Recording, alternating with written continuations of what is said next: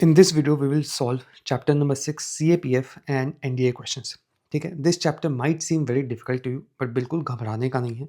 Same topics बारी बारी repeat होते हैं. Just do these questions and you will be good with this chapter. चलिए देखते हैं. विच one of the following is not an type of chemical weathering. कल हमने देखा था केमिकल वेदरिंग के बारे में. केमिकल वेदरिंग के 4 टाइप्स हैं. एक है सॉल्यूशन, अनदर है कार्बोनेशन, अनदर है ये हाइड्रेशन, अनदर है ऑक्सीडेशन रिडक्शन. ठीक है, हमने सॉल्यूशन में एक बात देखी है कि वाटर स्लैश एसिड रिएक्ट करेगा सॉल्यूट के साथ, that is minerals of the rock. Carbonation में हमने देखा था CO2 प्लस वाटर. हाइड्रेशन में हमने देखा है salt plus water. And oxidation reduction में इसमें O2 ऐड होता है एंड इसमें O2 नहीं रहता है. एब्सेंस ऑफ O2 की बात चल रही है. ये हमने 4 चीज़ें देखी हैं. अब इसमें आ जाओ. कार्बोनेशन सॉल्यूशन करेक्ट है. सॉल्ट क्रिस्टल ग्रोथ ये आपका फिजिकल वेदरिंग है.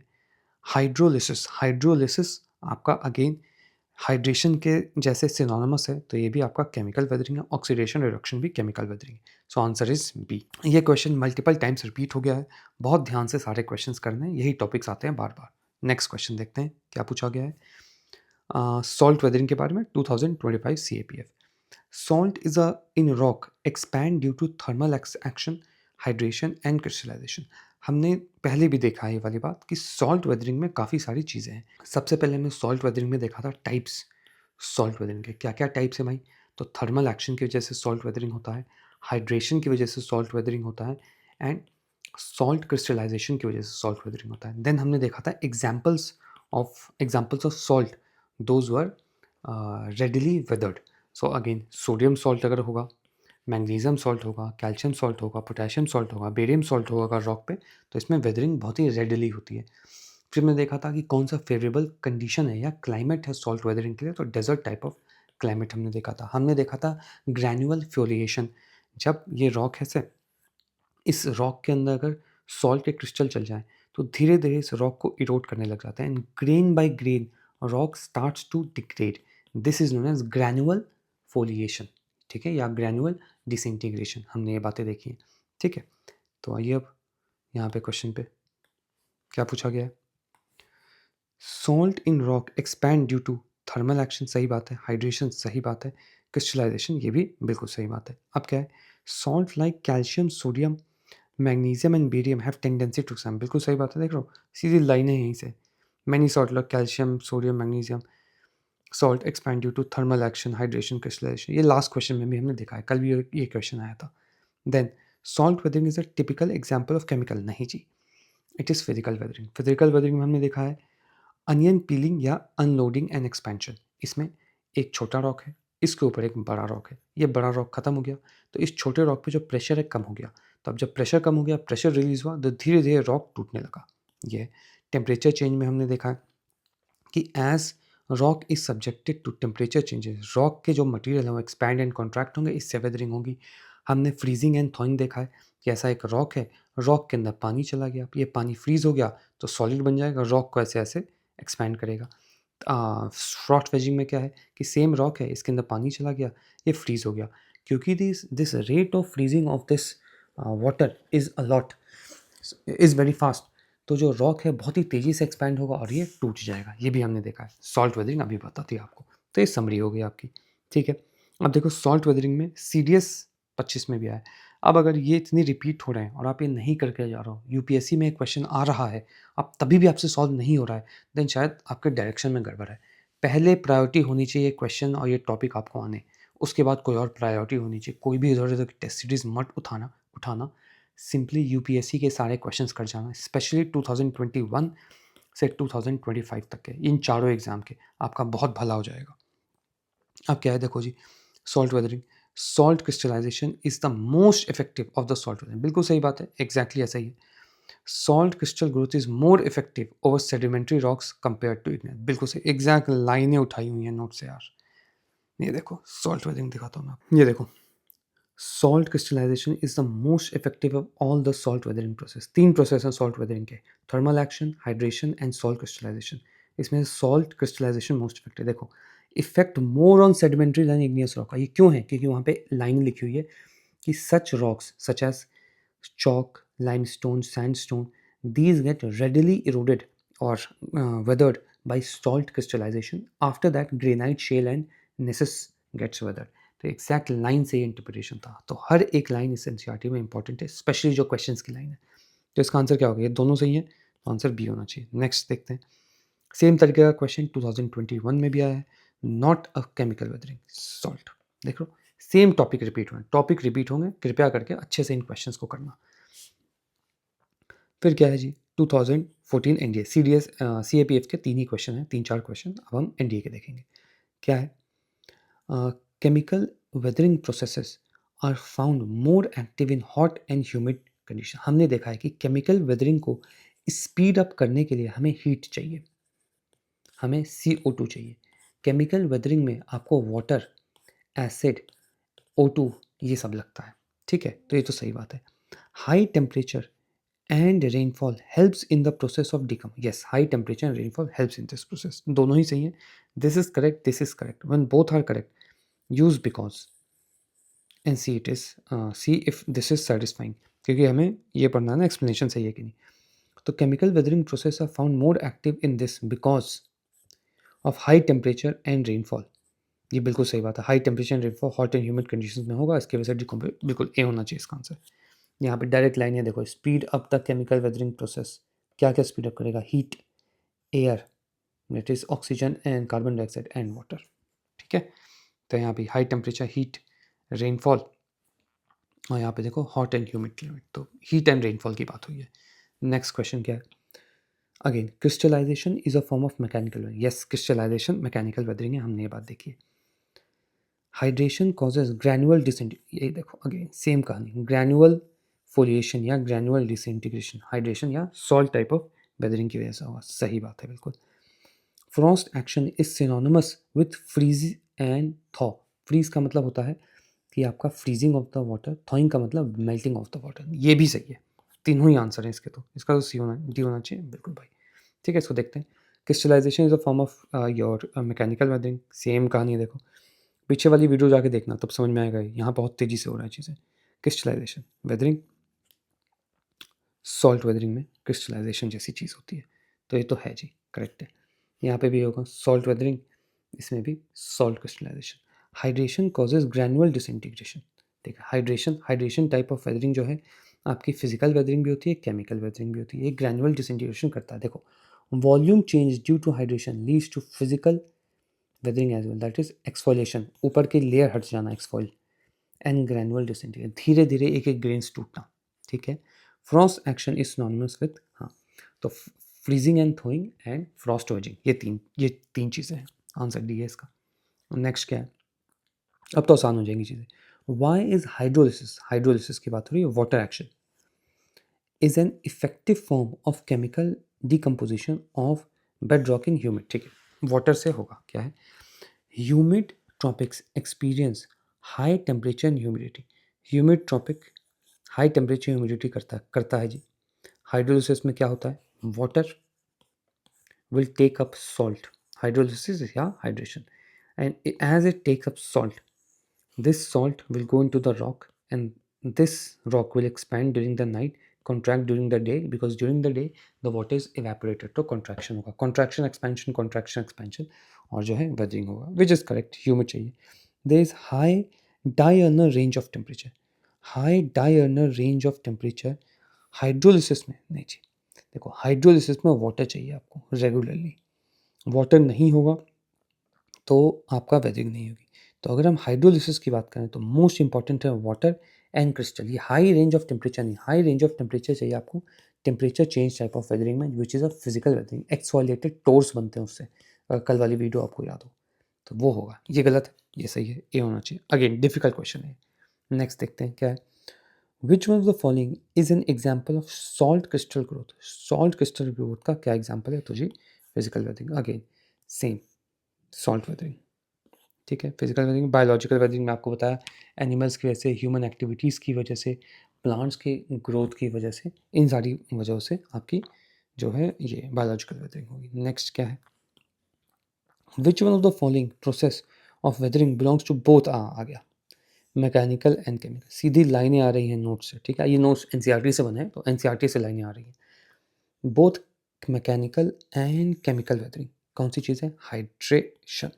बोथ केमिकल में देखो लिखा भी हुआ है। Volume change due to hydration leads to physical weathering as well, and hydration is the type of chemical weathering. तो दोनों चीज़ें होती हैं हाइड्रेशन में। ठीक है जी, नेक्स्ट 13 का question. The process of decay and disintegration of rock in situ is called, बिल्कुल सीधी लाइन है, in situ, no motion of material takes place in weathering, it is in situ. आपको कल भी बताया था वेदरिंग में chemical decomposition and mechanical disintegration of rock होगा at the site only, this is not in situ. अब इस site में अगर वेदरिंग में मैं ऐड कर दूँ ट्रांसपोर्टेशन को या काइनेटिक एनर्जी जैसे बोलते हैं, तो इरोजन होगा, और इस इरोजन से अगर मैं काइनेटिक एनर्जी निकाल दूँ तो डिपोजिशन होगा। तो एक रॉक है, ये इसका मटेरियल है, ये मूवमेंट हुआ, इस मटेरियल का मूवमेंट हुआ, तो इसका बोल रहा हूँ मैं इरोजन। ये मूवमेंट कहीं पे जाके यहाँ पे रुक गया, तो यहाँ पे अब जो ये वाला जो फ्रैगमेंट्स थे ये यहाँ पे आ गया। अब यहाँ पे जब आ गया तो इसको बोलूँगा डिपोजिशन। तो weathering plus transportation is erosion. जैसे वो ट्रांसपोर्टेशन रुक जाता है डिपोजिशन में कन्वर्जन हो जाता है। करेक्ट है। Weathering takes place both mechanically, बिल्कुल सही बात है, एकदम सीधी सीधी लाइनें उठ के आई हैं यहाँ से। डिसइंटीग्रेशन मैकेनिकल, केमिकल डिकम्पोजिशन, बहुत सिंपल क्वेश्चन आ रहे हैं इससे। ये एक चैप्टर लगता बहुत कॉम्प्लिकेटेड है पढ़ने में, बहुत सिंपल क्वेश्चन आते हैं। तो ये दोनों एक दूसरे को सही कर रहे हैं। बिकॉज है the process of decay and disintegration in situ weathering, because weathering takes place both, हाँ ठीक है, ए होना चाहिए इसका, ए ठीक है। नेक्स्ट क्या है जी? विच what is the process that tends to build up the land surface by decomposition of solid material in it? देखो कुछ ऐसे वर्ड्स हैं जो इस चैप्टर में आपको मिलेंगे, ये हैं 9 वर्ड्स, ठीक है? इन 9 वर्ड से क्वेश्चन आए हैं, 2009 में आया है, देखो कैसे रिपीट हुआ है, 2025 में भी यही क्वेश्चन आया CAPF में, तो रिपीटेशन रहेगा ही रहेगा। अब देखते हैं क्या है ये सब। एक वर्ड है डिग्रेडेशन। डिग्रेडेशन का सिंपल मतलब होता है वेयरिंग डाउन ऑफ लैंड। तो पहले ऐसे था, अब ऐसा हो गया, ठीक है? ये आसान है याद करना। एग्रेडेशन, एग्रेडेशन का मतलब होता है फिलिंग अप ऑफ लैंड। पहले ऐसा था, अब यहाँ पे सेडिमेंट्स फिल हो गए। Elevation, that is lifting of the surface of the earth, ये भी आसान है। ग्रेडेशन, देखो ग्रेडेशन का मतलब होता है लेवलिंग ऑफ द सर्फेस। इधर सर्फेस इज हाई तो उसको प्लेन कर दिया, या सर्फेस इज लो लाइन, उसमें डिपोजिशन करके उसको हाई कर दिया, तो levelling of the surface is gradation. Attrition, attrition is when two rocks strike against each other and then there is a rounding and breaking of rock, this is known as attrition। अब देखो abrasion या corrosion, देखो ये corrosion है और ये corrosion है, यहाँ पे O है यहाँ पे और यहाँ A है, ध्यान देना इस बात पे, ठीक है? इतने में ही यूपीएससी खेलेगा। तो abrasion एंड corrosion क्या होता है? ये आपका ये बैंक ऑफ द रिवर है, नीचे बेड ऑफ द रिवर है। वाटर की वजह से बैंक ऑफ द रिवर या bed of the river starts to get eroded, this is known as abrasion या कोरेशन। अब डिफ्लेशन क्या है? जो विंड है ये सैंड को उड़ा के लेके जाएगी, यानी एक हॉलो सा एरिया क्रिएट कर देगी, तो इसको बोलेंगे हम डिफ्लेशन, ठीक है? अब है कोरोजन। कोरोजन इज वही वाटर एक्शन से कोरोजन होगा मटेरियल पे, या कोरोड हो जाएंगे मटेरियल, दैट इज डिकम्पोज हो जाएंगे मटेरियल, तो इसको बोलेंगे हम कोरोजन। या डिजॉल्व हो जाएंगे, डिजोल्यूशन या decomposition of material due to water action of solution is known as corrosion. अब accretion, accretion is simply like beach. तो आप बीच पे जो है एक्यूमुलेशन ऑफ सैंड्स देखते हो या एक्यूमुलेशन ऑफ सेडिमेंट्स देखते हो, उसको बोलेंगे अक्रीशन। तो इतने सारे वर्ड्स हैं। डिग्रेडेशन तो आसान है, wearing down. Aggradation filling up, elevation lifting up, gradation levelling, attrition rocks striking against each other, abrasion corrosion that is river में वाटर की वजह से होगा बैंक एंड बेड पे, डिफ्लेशन विंड की वजह से जो है उड़ जाएगा आपका sand, corrosion that is solution की वजह से डिसोल्यूशन या डिकम्पोजिशन ऑफ एनी मटेरियल, ठीक है? And accretion is your sedimentation का एक्यूमुलेशन, ये होता है मतलब। अब देखते हैं इस क्वेश्चन को। अब क्या है जी? What is the process that tends to build up the land surface by deposition हो रहा है? तो अब्रेशन, अब्रेशन में हमने देखा है कि सिंपली जो वाटर है उससे बैंक और बेड ये दोनों चीज़ इरोड हो रहे हैं, तो ये तो नहीं है, डिपोजिशन नहीं है। एग्लोमिरेशन, एग्लोमिरेशन तो हमने जैसा शब्द ही नहीं सुना है। एग्रेडेशन, यस, एग्रेडेशन का मतलब होता है filling up. Attrition rock against each other, ठीक है? तो आंसर होगा सी। एग्लोमरेशन का जो मतलब होता है इंग्लिश में क्या होता है ये नीचे लिख के बताना मुझे, ठीक है? आंसर सी होना चाहिए इसका। अब देखो 2025 में क्या है? Which one of the following is the main method by which potholes are created in bedrocks by flowing stream? आपको पता है स्ट्रीम से एक ही चीज हो रही है आपके पास, दैट इज अब्रेशन स्लैश कोरेशन। तो आंसर अब्रेशन होना चाहिए, इसका भी आंसर ए है। देखो अट्रीशन, कोरोजन, सॉलिफ्लक्शन। सॉलिफ्लक्शन भी आपको बताया मैंने कि water, soil is saturated with water and then it is moving down. Corrosion against solution के एक्शन से होगा। Attrition rock striking against each other. Same topic आते हैं, तो कृपया करके ध्यान से इन सबको देखना है, ज़्यादा इधर उधर भागना नहीं है। चलो 2011 का क्वेश्चन है, decay and disintegration of rock in situ. Again देखो फिर से रिपीट हुआ है, is known as correct. Mechanical weathering is mainly caused by temperature. देखो mechanical weathering is caused by temperature change and pressure. तो टेम्परेचर एंड प्रेशर इसकी वजह से होगा। और ये यहाँ अगर मैं बिकॉज लिखूँ, disintegration is known as weathering and this is because of mechanical weathering. हाँ जी चलेगा मेरे को, तो आंसर तो ये होना चाहिए। चलिए जी नेक्स्ट क्वेश्चन क्या है जी। By the process whereby certain minerals absorb water and expand and change is again. NDA में क्वेश्चन रिपीट हुआ है। देखो हाइड्रेशन हाइड्रोलिसिस दोनों एक जैसे एक्सचेंज करके यूज़ कर सकते हैं, मगर जिस भी ऑप्शन में दोनों एक साथ हों, हाइड्रेशन को उस ऑप्शन में चुनना है हमने। तो आंसर होगा ए। यहाँ भी देखो 2022 देख लो कैसे रिपीट हो रहा है। अगर आप CDS CAPF एनडीए की तैयारी कर रहे हो और यूपीएससी की, ये सब रिपीट होगा। क्या है, which one of the following processes leads to expansion of certain mineral as they take up water causing additional stress। देखो expansion of change, certain mineral absorb, same कहानी। हाइड्रेशन सेम, कुछ change भी नहीं किया यार। यहाँ hydration, oxidation, hydrolysis, carbonation same same लिख दिया है, एग्जैक्ट सेम सेम। यही होता है। ये कल भी हमने देखा था कि मिनरल्स है, that is salt, it will take up water, it will expand during the night, volume उसका अप हो जाएगा। Drying during the day, volume उसका डाउन हो जाएगा। अगेन एंड अगेन ये प्रोसेस होगा, there will be cracking in the rock. देख लो नाइट के समय एक्सपेंशन, डे के समय contraction, and then again same कहानी, एंड देन डिसइंटीग्रेशन। तो ये सब चल रहा है। नेक्स्ट क्वेश्चन क्या है, which one of the following among the following process do not part of chemical weathering का कौन सा पार्ट नहीं होता है? थॉइंग, freezing and थॉइंग chemical weathering. Solution है, हाइड्रेशन है, कार्बोनेशन है, ऑक्सीडेशन है, रिडक्शन है, अनलोडिंग है आपके फिजिकल वेदरिंग में। फिर इसके बाद आपका है टेम्परेचर चेंज, इसके बाद आपका है freezing, thawing and frost wedging, and then salt weathering. अभी तक याद हो गया होगा। देख लो एक ही चीज़ आ रही है बारी बारी। अब क्या है, chemical weathering of a rock is much greater in a place. अब देखो केमिकल वेदरिंग स्पीड अप कैसे होगा। स्पीड अप होने के लिए केमिकल वेदरिंग को हीट चाहिए, CO2 चाहिए, ये दोनों चीज़ें चाहिए। देखो कोल्ड नहीं है, ये भी नहीं है। हॉट एंड ह्यूमिड या हॉट एंड ड्राई, यही दो कंडीशन है। तो हॉट एंड ह्यूमिड क्लाइमेट होगा, क्योंकि केमिकल वेदरिंग है तो वाटर भी चाहिए आपको, इसलिए हॉट एंड ह्यूमिड पे जाऊंगा मैं और कर दूंगा बी। ठीक है, अगर टेम्परेचर चेंज होता तो मैं हॉट एंड ड्राई करता। देखो केमिकल वेदरिंग यहाँ लिखा हुआ है, speed up the reaction by water, oxygen, CO2, specially heat and CO2 है। यहाँ लिखा देखो, speed up all reaction, water, air along with heat must be present to speed up all the chemical reaction. तो water चाहिए आपको, आपको O2 चाहिए, आपको CO2 चाहिए एंड हीट चाहिए to speed up the process. ठीक बात है, तो आंसर होना चाहिए इसका बी। चलिए नेक्स्ट क्या है, which one of the following is not a process of chemical. फिर से सेम क्वेश्चन है, सॉल्यूशन है, कार्बोनेशन है, ऑक्सीडेशन, एक्सफोलिएशन, फिजिकल वेदरिंग है। ठीक है, ये इसको हटा दो। Which one of the following is not a agent of metamorphism. हमें मेटामॉर्फिज्म में सिंपल एक बात पता है, PVT, pressure volume temperature change होगा, form of something will change, इसकी बात चल रही है। तो हीट तो है ही मेटामॉर्फिज्म, क्योंकि टेम्परेचर चेंज है। कंप्रेशन है मेटामॉर्फिज्म, क्योंकि प्रेशर लग रहा है। डीकम्पोजिशन और सॉल्यूशन में आप फंस जाओगे। तो देखो डीकम्पोजिशन में क्या होता है, एक रॉक है वो डीके हो रहा है, ठीक है, ये डीकम्पोजिशन। सॉल्यूशन में क्या हो रहा है, रॉक के ऊपर कुछ केमिकल रिएक्शन हो रहा है and it is changing form. So solution में वो हो रहा है, तो मैं सॉल्यूशन को कंसिडर कर लूँगा कि ये एक मेटामॉर्फिज्म एजेंट है, बट डिकम्पोजिशन नहीं है। ठीक है, तो आंसर इसका सी होना चाहिए। मगर देखो PVT हमारे नॉलेज में है, मगर फ्लूइड